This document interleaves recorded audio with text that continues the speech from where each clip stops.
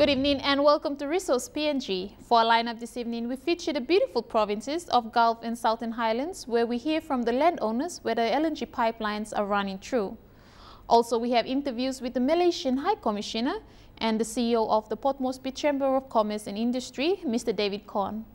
Firstly, let's take another look at what we touched on with MRDC in regard to our site visits at Kikori, Gobe and Moro.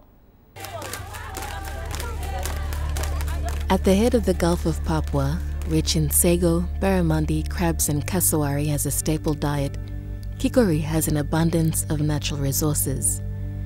Kikori was the first location for an oil pipeline when PNG's first commercial oil deposits were found in the oil fields around Lake Kutubu and pumped via 266-kilometer pipeline along the Kikori River to the Gulf of Papua, then to the Napa Napa oil refinery in Port Moresby. A new gas pipeline is being constructed to serve the LNG project, which is due for completion in 2014. The gas pipeline is following the existing oil pipeline route through the Kikori River Basin to the Omati River landfall, then subsea to a processing plant near Port Moresby. However, despite Kikori's contribution to the petroleum industry, the area suffers basic services and development.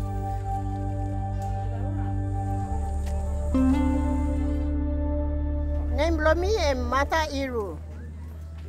Me come lo Kikori sub-district na Aero village. Na me mission Blomi am Catholic. House law too. Okay. Tintin Blomi am Osem. Me plus I stop lo here.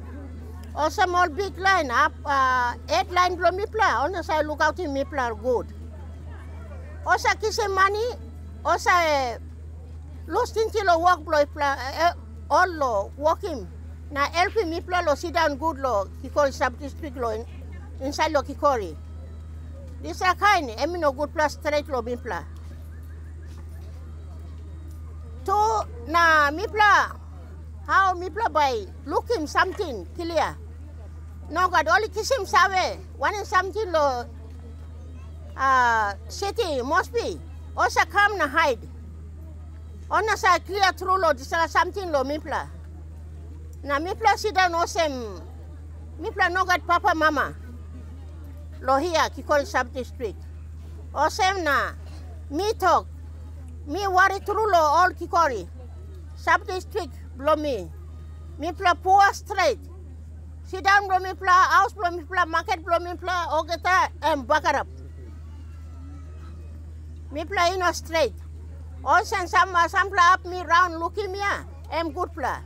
Rabal na also example me put him. Na samurai. This are two pla place here and good pla. Also all leadable all also look at him all good. Also na me put him this law. Okay, MBA, you play Arim na. Save. Thank you through, Tasol. A walk away from the airstrip that has not been in service for almost 2 years is the Kikori District Hospital, which strives to cater and serve the communities that come from close by and afar. My colleague, she fainted, vomited. Last year, towards the end of last year, MRDC made a contribution through PRK or Petroleum Resource Kutubu, contribution of 120,000, which they bought anesthetic machine, pulse oximeter. Apart from that, they bought some other drugs as well. That has resulted in the hospital. We have because of MRDC's contribution, we have sent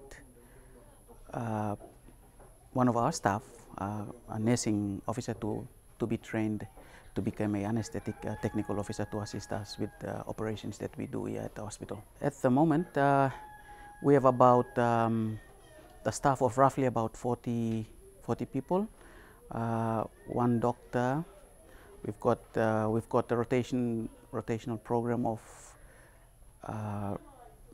resident doctors that usually fly in and stay here for 3 months as part of their rural block, and we've got about 12 to 15 nursing officers and the rest community health workers that are actually running this hospital.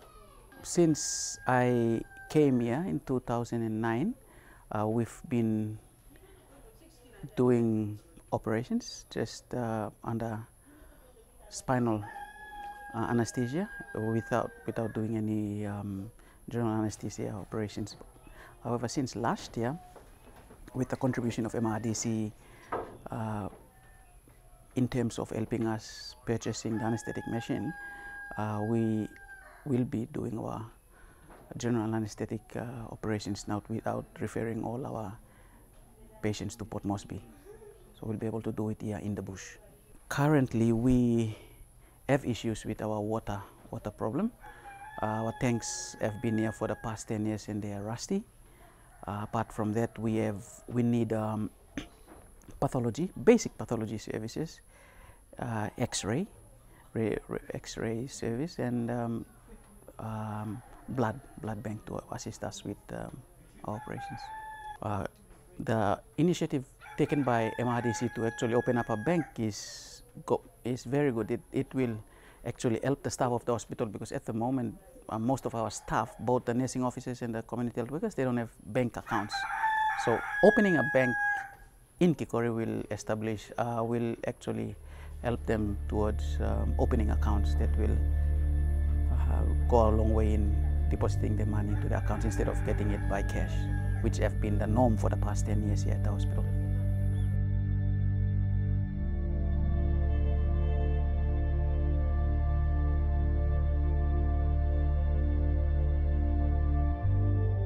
Further north is the Gobe oil fields that were discovered in April 1991.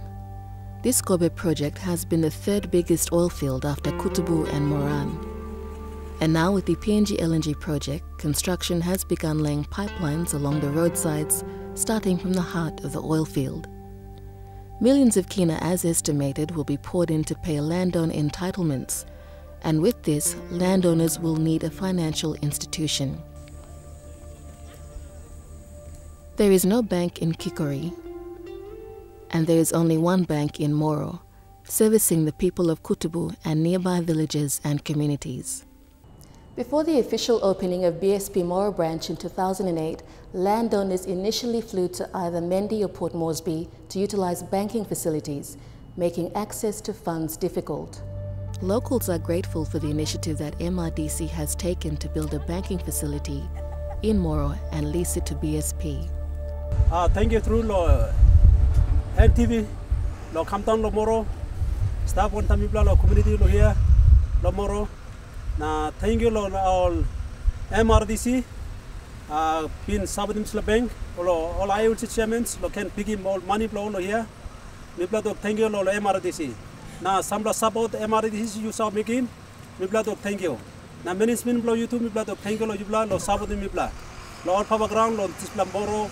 Around Bobby, Mibla to thank you, our community, Mibla to thank you, Jubla, Sabatim, our rarity, Putis, Mibla in Ablocola Kisimendi, Mosby, 1 month, that's all Jubla put Mibla down, Lomoro, Bank, Lohia, Mibla to thank you through Lojubla.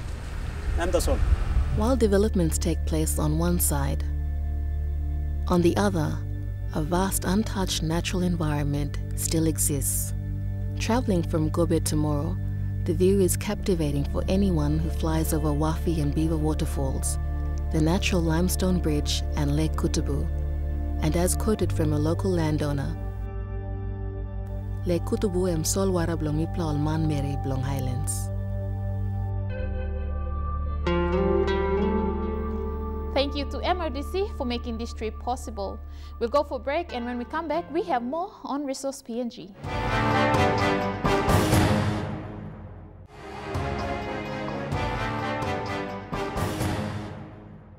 Welcome back to Resource PNG. Joining us in the studio is the High Commissioner of Malaysia, Datin Seri Blanche Aubry. Hello, Ambassador. Thank you for joining us on Resource PNG. To start off, can you tell us a bit more about bilateral relations between Malaysia and Papua New Guinea? Thank you very much, Ms. Sengat, for inviting me, and on behalf of the crew and the CEO of MTV for having me over on this show, Resource PNG.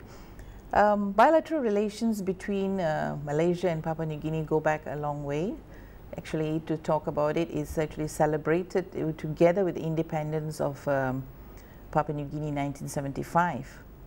We share, both countries share a very stable and firm footing, and they enjoy, both nations actually enjoy considerable cooperation in the economic, trade, as you know, and finance and all the other sectors, property development and all. So till today the cooperation is on a stable and a firm footing. So we're happy about that, and I'm looking forward to enhance this bilateral relations during my tour of duty here. And since I came, ministers have not come, but the follow-up of it on the from the Ministry of Communication, Science, Communication and Technology. That's the ministry which is working out with the Memorandum of Understanding on ICT, Information Technology and Communication Technology with Papua New Guinea and Malaysia. That has taken off in a very good way. In fact, after the signing of the MOU in 2009, the second meeting was held, the second joint commission meeting was held in Kokopo in 2010, and followed up. It's actually the first one was in Malaysia, and second one is in Kokopo on ICT. And issues, I mean, the various areas they have looked up in the ICT MOU are the e-government, the legal working structure between the Attorney General's chambers in Malaysia and the Justice Department here, and Malaysia and the working cooperation, the cooperation between the Malaysia's Communication and Multimedia Commission and the NCTA of Papua New Guinea.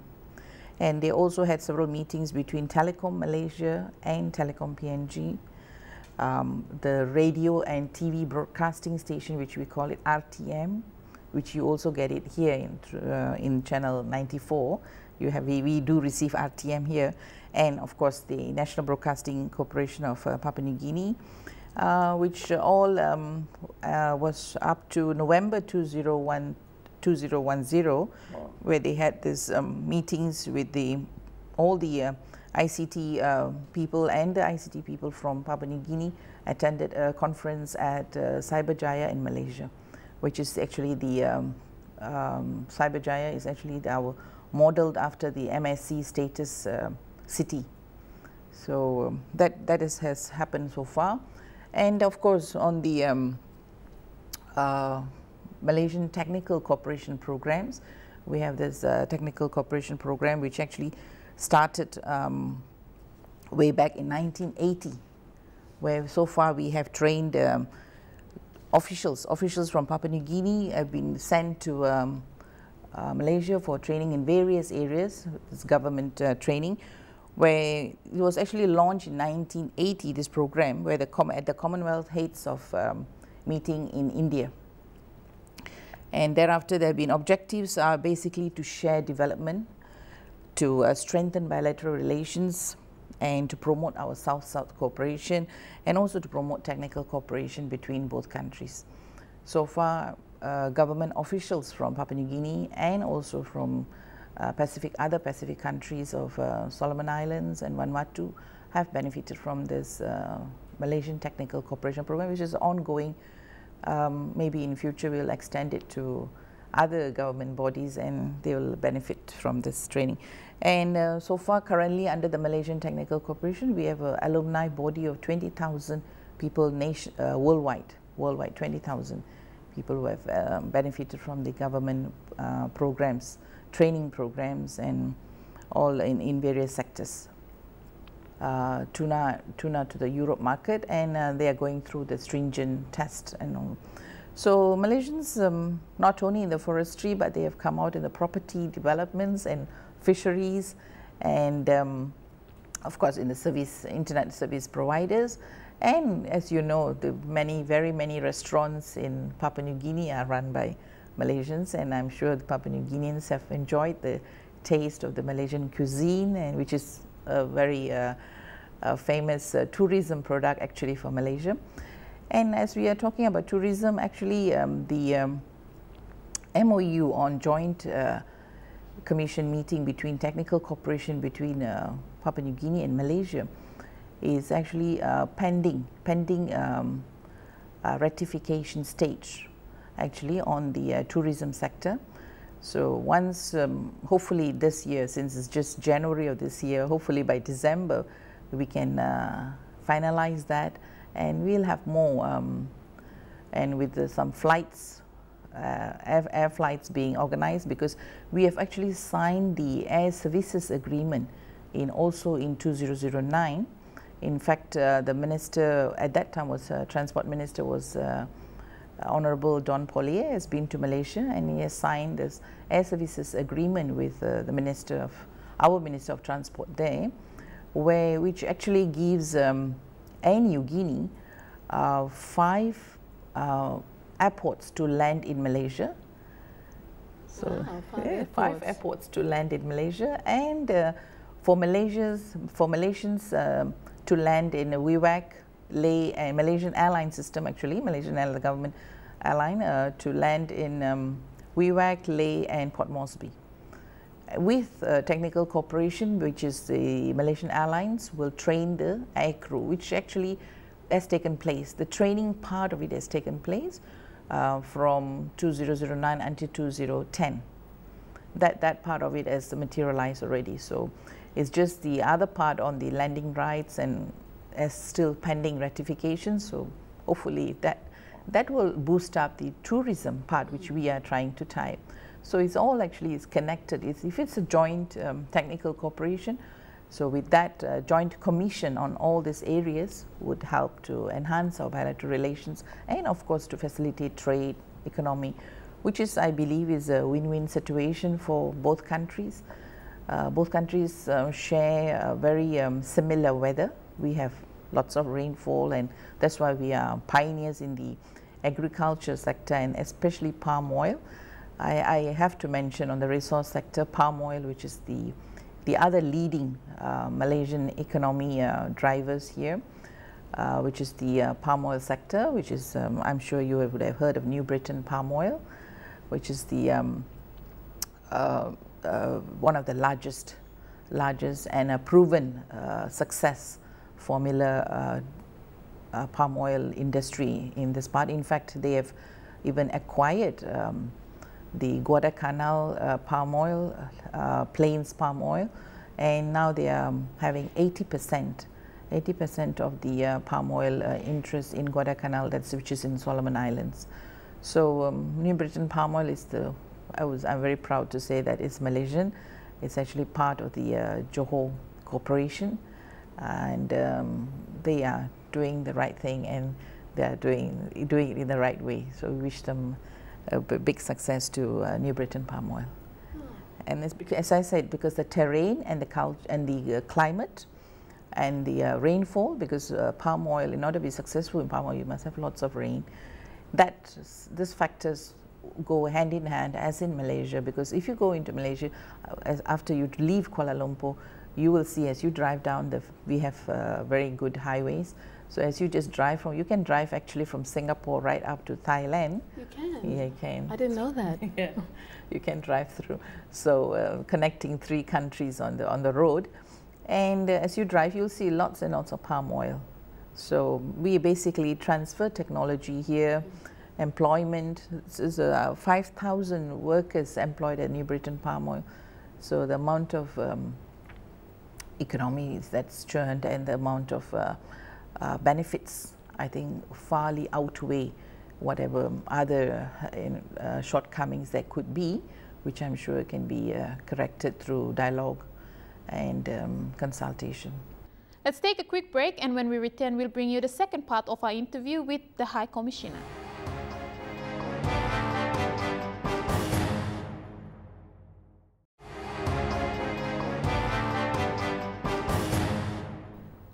Thank you for staying with us. For the second part of the interview, here is the High Commissioner. Can you tell us about the major Malaysian stakeholders that are involved in PNG's economy? Well, Malaysian stakeholders, way back in 1989, I think one of the pioneer groups, I'm sure you know, this Rimbunan Hijau group, have come this way. And they are from the east part of Malaysia, which is Sarawak. And Sarawak being predominantly very similar culture, similar terrain, similar economy as in Papua New Guinea. So forestry is the main income there. So I think when the Malaysians came here from that part of Malaysia, it also was mainly in the forestry sector. But of course, over the years, they have diversified, and now they are into the major property development projects. And as you know, that the Vision City Mega Mall, as all of us is very much part of our life, and that has taken off quite in a big way. And the whole complex, when it's completed, I understand there will be employees of about 5,000 Papua New Guineans will be employed in that area, and in the whole complex, because the complex is going to have a hotel. In fact, I understand the cinemas are being opened soon, and they've been all rented out. The retail lots have been all rented out, and it's going to be a big income, as well as transfer of technology, transfer of manpower, human resource, basically human resource development takes place in that way. And so that is first, of course, Rimbunan Hijau, and of various other development projects which are going on around the country. And the other important players in the resource sectors who are Malaysians are WR Carpenters, who are in the agriculture, shipping. Recently, they're also in the shipping, and also the internet providers. They're also the Daltron is part, and of course Boroko Motors, and the automobile industry. I notice a lot of Malaysians are involved in it, and in fact the auto repair and service industry is also run by some Malaysians. And so those are the ones. And on the fisheries and on the sea, because Papua New Guinea is rich in its sea. So IFC, which is the, I think you know them as Besta Food, you'll see it in the tin. So they came to this country they started actually in the 1980s as well. And their project is one of the first G2G, government to government visits, is a product of one of the government to government arrangements. And from there, you have this plant which is on 15,000 acres. 36,000 acres, a plant of, they were the first tin fish manufacturers in Papua New Guinea. So they are proud to say that they still say they're still the first ones, and after that I think the other tuna factories have come in. So we are proud to say that from a G2G established MOU and cooperation, we have they have succeeded in this fisheries market in this part of the world, and they employ, from the statistics I've received, is about 1,000 workers, and 80% of them are female workers in the fisheries. So that's a very interesting. So it's promoting gender equality. Gender equality. So I guess women workers in the fisheries line seem to be very suitable, and they are quite happy. And on this, as I said, 36 acres of land they have occupied in Leh. This is in Leh. They are occupying the plant on a 15,000 acres, not hectares, acres of land, and they have still room for expansion. And their philosophy is to be the fish, tin fish people in this part of the world, and also the Pacific. And they're also aiming to export by June or July, this is what I've understood, to the Europe market. Having said that, there's a lot of contribution from Malaysian investors into PNG's economy. Yes.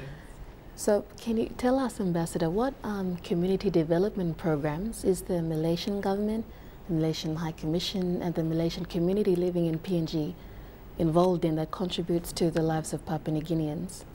Oh yes, in fact, under our government, first we'll start with the government. Government, in fact, we have a program called program which you become closer to the people living in Papua New Guinea, but that's mostly for the Malaysians who are living. We're supposed to be having a programs which we interact with the Malaysians, but along the way, of course, we also run charity programs.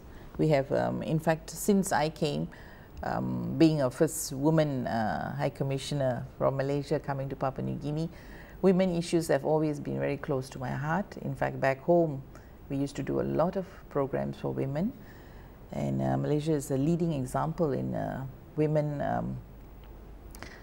raising the standards of women in Malaysia. In fact, our universities have more women graduates, and the government is trying to do something about it, encouraging the boys to look at the books and not just look at the internet. And so that's where we lots of women programs, lots of gender bias programs, gender awareness, sexual harassment programs. We have done many on this, uplifting women and educating them and reaching out to them. So when I first came here, of course, the women in Papua New Guinea, I must say I was quite moved by their plight and their conditions here, and I see that the women are very intelligent. They could communicate on every topic that at the same level as you and me, So I was impressed that the education, they have the basic education, so that's why they could communicate. But it's just a little bit of helping them to raise the standards. And that's where I think we need to concentrate on the technical development programs, not only from the government side, also from the private sector side, to help to develop the human resource, because human resource can be the catalyst for very big development of a country. If you want to develop the country, you have to have a very good human resource, and you have the population and you have the basic education. It's just another level of reaching out to them. So since we came on the charity or on community development, as you can say, we have in fact from the Malaysian High Commission, we have been in touch with some of the homes, many of the homes which need assistance. And from the Malaysian Association of Papua New Guinea, we have this Malaysian Association, which is a business association. We combine of all the resource players. They are the resource drivers of the economy, Malaysian drivers. They have formed this association, Malaysian Association of Papua New Guinea, where I'm the patron. And all the time when they raise the funds is towards all these organizations, registered NGOs, registered caring homes, disability centers, and women organization, child, and many of the missionaries also receive quite a considerable amount. In fact, last year alone, more than 500,000 was raised, 500,000 kina, 500,000 kina, that's about 650,000 actually, kina was raised, and it's all been distributed to about 15 various homes. And on the Malaysian government side, we will continue our efforts to get any funding or any programs. I believe in not just giving funding will not really solve the problem in the long run. I think we should look at the education, and I'm very happy that the government has come out with this free education for everyone, and I hope from there on we'll see every child in school and not in Ella Beach or anyway. So absolutely, I hope so on that lines. And those are the community programs, and we wish to do more as time goes on, and we need to engage in more dialogues. And of course we have our similarities. Of course we have the Commonwealth.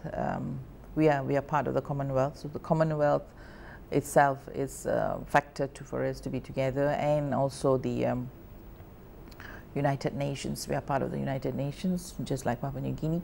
So all these similar footings and yes, grounds I think that will help us to have more dialogues in the future. Yes. And strengthen bilateral ties. Strengthen bilateral relations between both countries, yes. Yeah, that's good to hear. Yeah. Well, Your Excellency, it's been a pleasure having you on Resource PNG.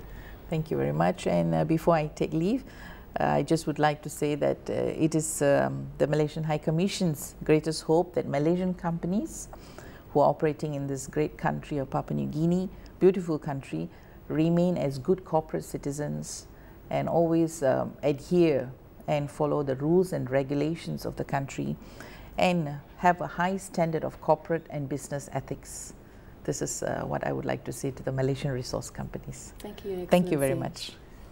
And viewers, we'll go for a break. When we come back, we'll bring you a three-part interview with the CEO for Port Moresby Chamber of Commerce and Industry.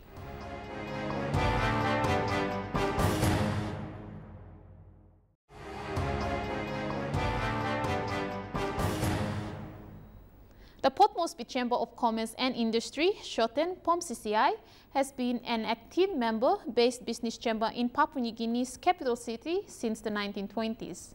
It is a member of the Papua New Guinea Chamber of Commerce, as well as representing its members' interest in the government, and POMCCI provides a wide range of services. Tonight we join the CEO, Mr. David Korn, to take us through the role of the chamber and its challenges that it faces. Hello, Mr. Korn. Thank you for joining us on Resource PNG. Thank you, Antonio, and good to be here. Please tell us, what is the role of the Port Moresby Chamber of Commerce and Industry in the resource sector of PNG? Well, I mean, the Chamber has a wide role, obviously. I mean, over nearly 320 member companies now in Port Moresby alone. Not all involved in the resource sector, of course. I mean, a very competent PNG Chamber of Mines and Petroleum look after those, but many of our businesses support businesses who work in the mining sector, so we have a great deal to play in that. And of course, with the LNG plant being so close to Port Moresby, it means that obviously they're looking to some of the businesses in our area. So that, I mean, we've performed then the role of a traditional chamber, trying to make life easy for them, make the business environment as smooth as we can, which is not always easy in the present circumstances, but generally business is pretty robust, and they support these industries very well. There are of course some of our businesses who don't want to be involved in the LNG project per se. Obviously the project like that is looking for world-class performing operators. They've got to follow really strict standards of occupational health and safety. Quite frankly, some of the businesses don't want to get into that.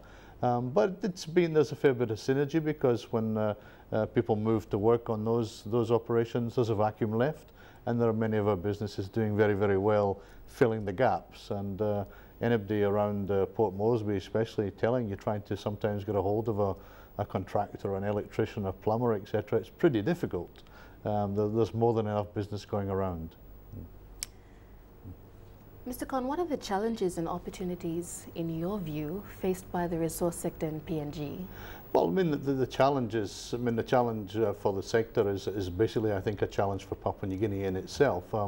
The resource sector it's not renewable. So, I mean, in that regard, and our chamber's been around since 1923, yeah. And we have a lot of small to medium enterprises. I think the challenge for them is to make sure that the flow-on benefits from these major extractive projects flow to them, but also that the proceeds from these projects, and it's like that's a government issue, are then put into creating a full sustainable economy. And of course, a huge part of that has to be in Papua New Guinean agriculture. It has to be in small to medium enterprises. At the moment, I think the latest survey from SBDC said there were 9,000 SMEs, which traditionally would employ maybe 30-odd people, the smaller businesses, 9,000 in the whole country. And people say, well, that's good. But at the moment, we're running a program called Business Mentors in New Zealand, and there are 400,000 SMEs in New Zealand, and there's only 4 million Kiwis. quite a few more sheep, but 4 million Kiwis, I think. But I think that gives you an example of that's where the economy really needs to build in Papua New Guinea. These are the businesses that are family businesses, mum and dad running a, it could be running a small business. They're employing relatives. They're employing 10 people. Traditionally, in Australia, the same, in Britain, New Zealand, of course, in America, that's the base of any economy, yeah. And Papua New Guinea doesn't have that. And so that's the major challenge, to make sure these proceeds, and of course, with LNG, we're on the cusp of something great. The potential to double GDP, to see a new middle class emerging with money in the pockets. Unfortunately, some of them have got money in the pockets and they're not using it for the real ends. But that's more a lack of just business advice and business development centres to help them to get into business. So I think that's the major challenge, to make sure everyone enjoys the fruits of what's going to come out of these extractive industries. Because even LNG at some stage will finish, Indeed. And if it's 30, 40, 50-year industry, these things, and you use them to then build economies. So you build an economy like a Singapore, which had no resources. So what did they do? They built their human resource, and Papua New Guinea has to do that as well. And we have been caught on the hop, basically, by these latest resource projects. For 30 years, Papua New Guinea has been asleep on technical and vocational education.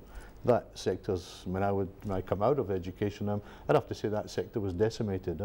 So when these projects look for skilled artisans, we don't have them. And so we've been caught on the hop there, and now we're frantically trying to catch up. And if you're producing first gas in 2014, we're not going to catch up. We will never. I mean, if these guys need 800 specialised welders, PNG's lucky if he's got 80. So we're going to have to bring them in, and that's a sad thing. So we need to, in that we're behind the 8 ball a little bit, we need to catch up. We need to catch up, make sure that we are producing these young people who can take advantage of these positions in these major resource projects. And when I think of the example of a British company who came involved in the refrigeration sector when they freeze the gas obviously down to liquid, and they were quite surprised that there was so little local talent to pick up. They were also very surprised. They had just come out of Oman, and they said, so what's the rules? How many Papua New Guineans do I need to employ? And we said, well, there are no rules in that regard. And they said, well, in Oman, it was 65% of your workforce had to be Omani. No choice. And when we told them we didn't have that many, they didn't have, they said, train them, do it, find them, So, in that regard, we really need to use, that's a challenge for us, a real opportunity for us. We could end up with a real cadre of really skilled young men and women who can obviously carry this industry through for the next 30, 40 years, but then the feed-off industries that come from it. When we come back, our interview with POMCCI CEO, Mr. David Cohn, continues.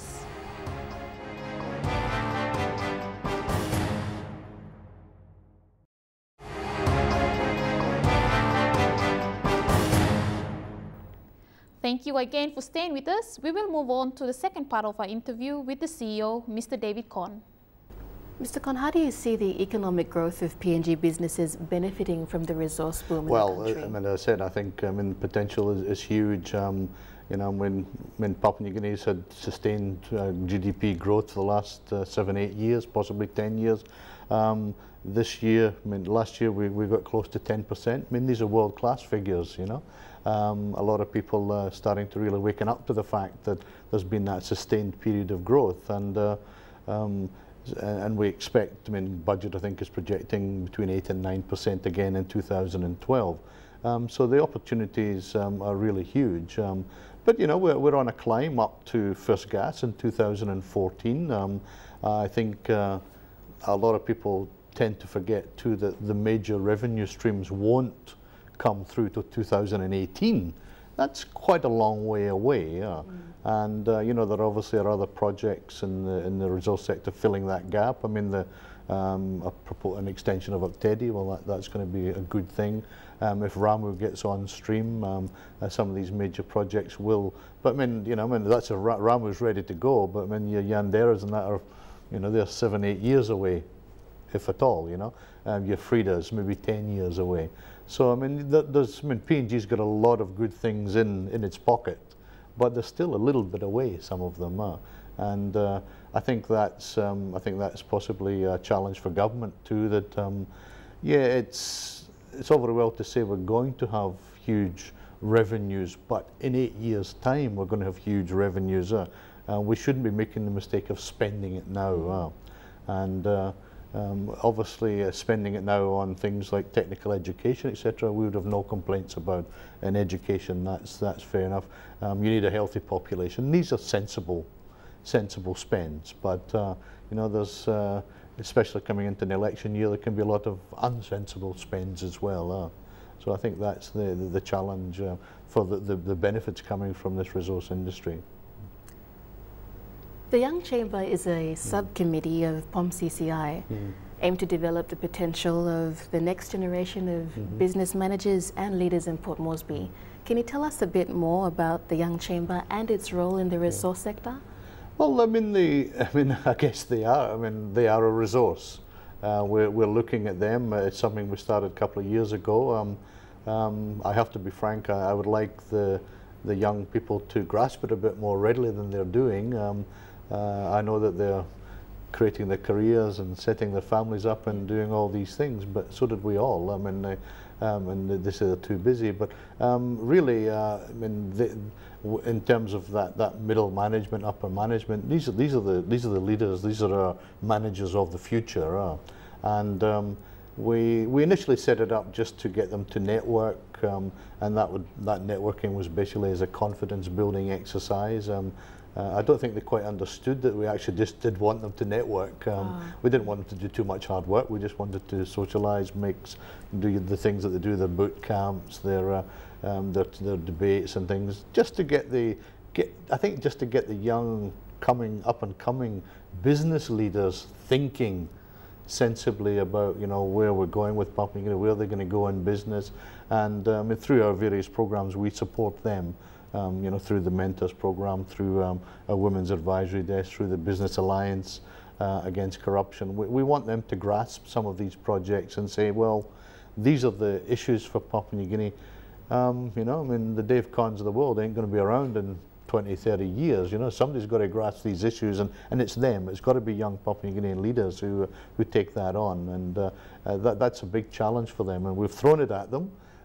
It's been a bit of a slow start, but there's some excellent young people involved in it, and I don't think enough yet. I think more people need to get involved in it. You don't need to be a member of the chamber. You can go along to the functions, and there's no restrictions like that. We're just trying to get the best and most able people to, I think, to get out there and address the issues sensibly, constructively, and I know that many of them are very well connected social media. You know, they Twitter, they Facebook, and that's good. That's obviously the coming thing, and I now follow it myself, as you know, keep an eye on it. But you know, too often I see it disintegrating into breaks down into, you know, where you're from in Papua New Guinea and prejudice and things, and that's a really sad thing. I mean, it's you know, these sharp talk groups, etc. I mean, you know, some of these kids got to get real. I mean, you know, they start suddenly saying I'm a CPCAM, and they say, who cares? You know, I mean,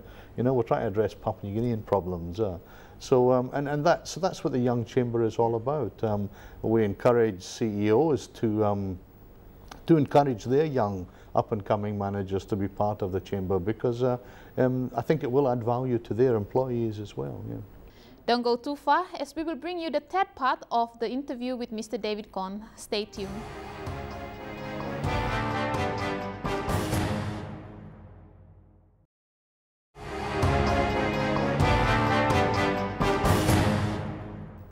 Welcome back, viewers. Without any further ado, here is the third part of the interview with David Con. Mr. Con, last question. The Yumi Lookout in Moresby project is one initiated by POMCCI to coordinate urban safety. Yes. Can you tell us a bit more about community development programs POMCCI is involved in? Oh, could talk for hours on the. YLM, Yumi Lookout in Moresby, wasn't set up by us, but we've we've grasped it. Yes. Obviously, as an urban safety project, we feel that it's important for the Chamber. The business community can do so much in terms of urban safety. Urban safety is vital to us. It's our workers, it's our workplaces, it's our girls, you know, having problems on buses, getting transport, you know, can't get to work on time, getting attacked. These are all issues that cut right to the heart of how we run our businesses. I mean, you know, and we've just had to now instigate a bus service so we can get our kids home in the afternoons, you know. And really, you know, we shouldn't have to do that, but we have to do it because we care about our staff. But you know, the chamber hosts quite a lot of these community projects. YLM is there. The main facet for us of YLM is the on-job training desk, and that's we also host Guinea Guada Business Development Foundation, one of Dame Carol's projects, which she asked me to run for a couple of months 6 years ago, and left me with it. But you know, that does skills training for young people. There needs no entry level. You can, doesn't matter, grade 6, grade 8, doesn't matter, anywhere off the street, out of settlement. That's where we get these people from, through Guinea Guada. Then as they go through a little course in Guinea Guada, which we sponsor them, or we get money to sponsor them, or they pay a 30 kina fee as a self-sponsor. They come out with a little skill. They may be a welder, a panel beater, a carpenter, you know, a basic electrician, and then they come to the on-job training desk in the chamber, which is funded by YLM and NCD and Governor Parkop. They're very strong supporters of these two projects. And our officer then goes to my businesses in the chamber and says, these kids have done this, you know, they've tried to get off the backsides and do something for themselves.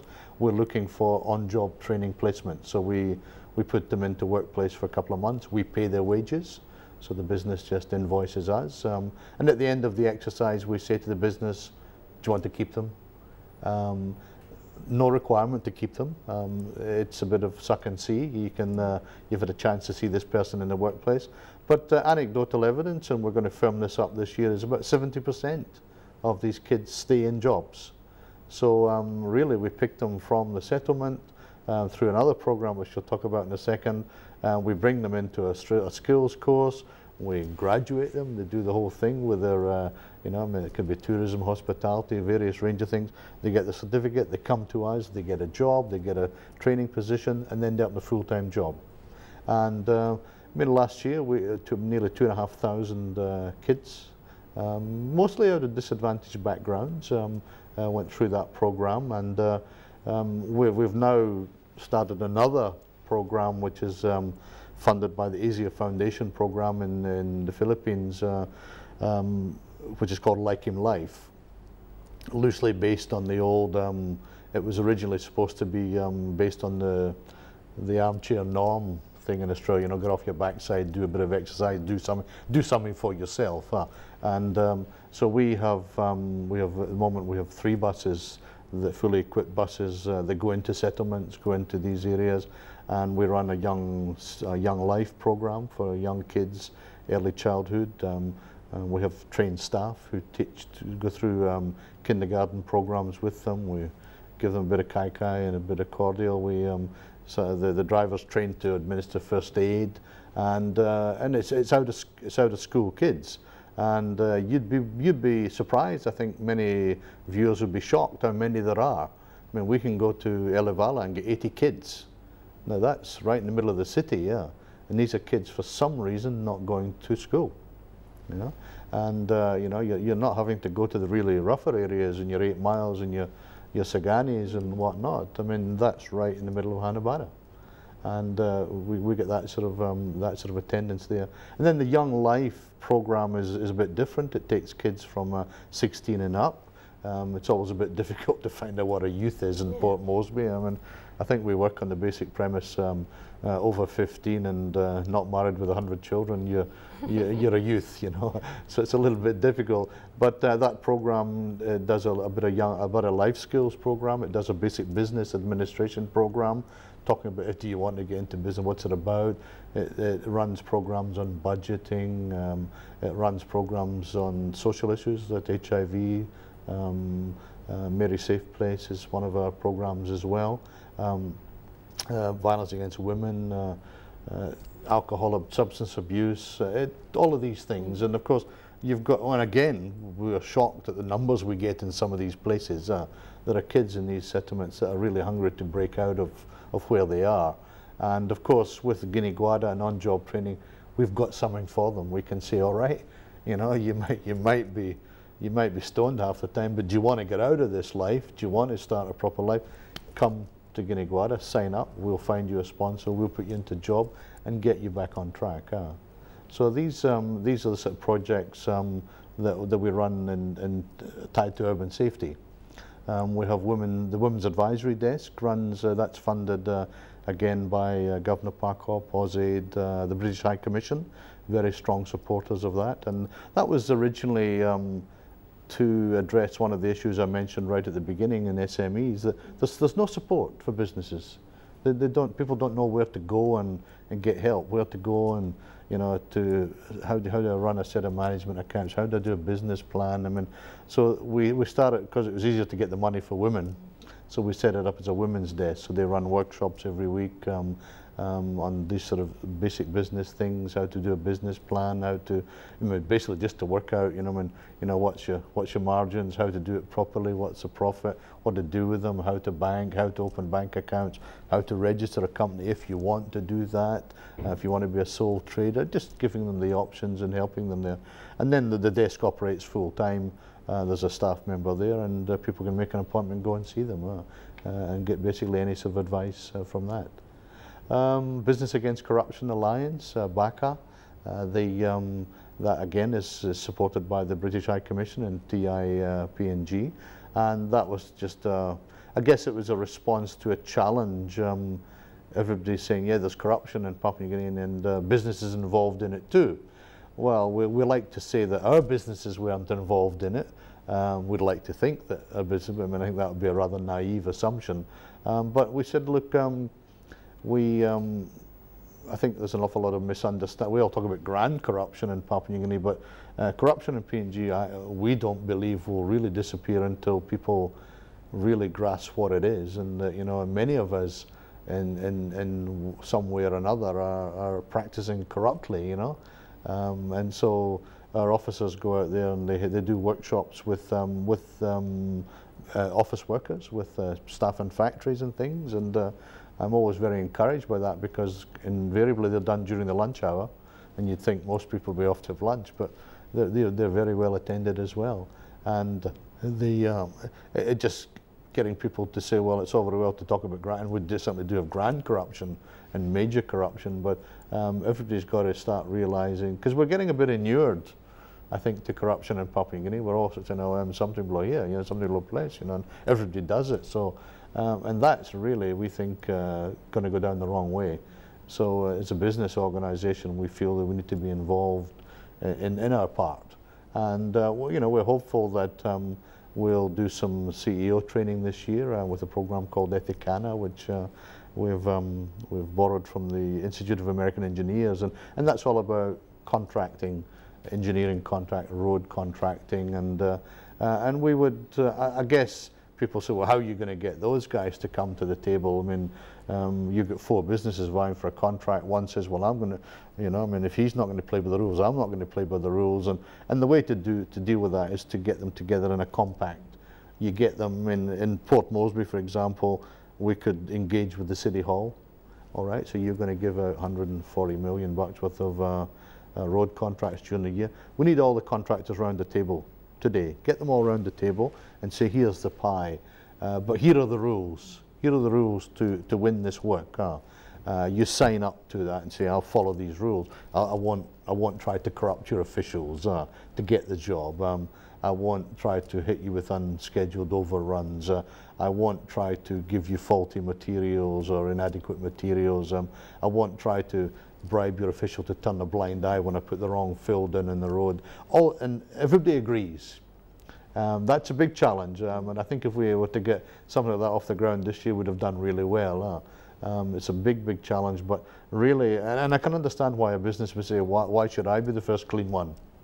You can certainly understand them saying, no, we've all got to be in it together, otherwise we don't. And as the Prime Minister said, we just want value for money.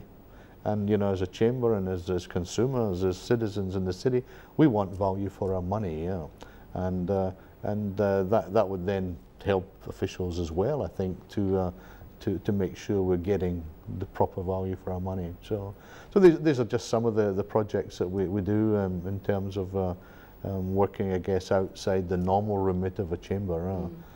But you know, we're a major stakeholder. As I said, we've over 320 member companies. We're a big stakeholder, we're a big player, and you know, even if it's just a Christmas tree, you know, it's always a struggle getting that blooming Christmas tree up every year, and you know, somebody decides that they want to use it as a public toilet or rubbish bin, and we just have to sort of take that on the chin and carry on. You don't need to get too upset about that things, and you know, I mean, now we're moving on to trying to light up the city.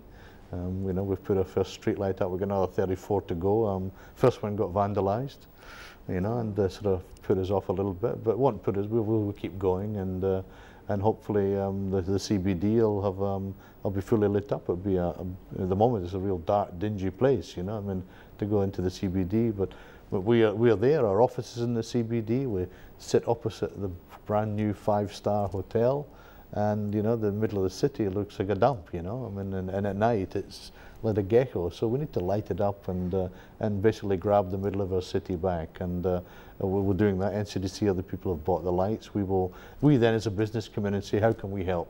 And they say, well, we've bought the lights, can you get them installed? So we go to our member companies, you know, we go and talk on, you know, to P&G Power, and who are very, very supportive of these things, and we say, look, we need a bit of help. How do we do it? And you know, and thankfully not too many people say no to the chamber, so we get these things done. Excellent, some good developments there by Well, let's hope so. Let's hope we see it. Yeah. Thank you very much, Mr. Kwan, for joining us on Resource PNG. Okay, thank you. Yeah.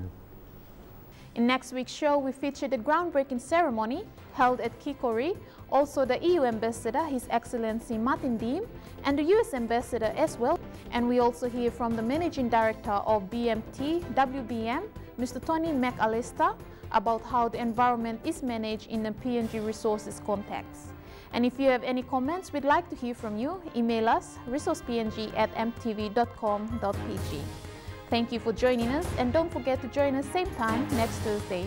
Until then, good night and God bless.